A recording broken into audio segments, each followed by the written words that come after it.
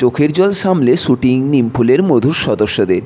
এক সিরিয়ালের সেটে কাজ করার শুটিং করতে গিয়ে অভিনেতা অভিনেত্রী সকলেই এক পরিবারের অঙ্গ হয়ে ওঠেন। টানা কয়েক বছর একসঙ্গে কাটানোর পর সেট ছাড়াটা যে কোনো কারো পক্ষেই কষ্টের তা তো বটেই। সেক্ষেত্রে 2022 নভেম্বর থেকে শুরু হয় নিমফুলের মধুর শুটিং। অবশেষে দর্শকদের টাটা বলার অপেক্ষায় এই ধারাবাহিক।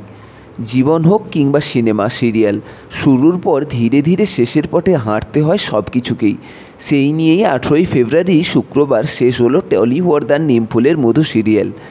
সৃজন রুবেল শুটিং শেষ করেছিলেন কয়েকদিন আগেই, আর শুক্রবার সারাদিনই শুটিং করতেন নিমফুলের মধু অভিনেতা অভিনেত্রীরা। এদিন সিরিয়ালের অভিনেতা অভিনেত্রী কাটালেন সিরিয়ালের নাম লেখা নীল সবুজ রঙের একটি কেক। সকলের সঙ্গে শেষ দিন সামিল হতে সময় উপস্থিত ছিলেন রুবেলও, ছিলেন অপরাজিতা মুখোপাধ্যায়, তনুশ্রী গোস্বামী সহ আরও অনেকেই।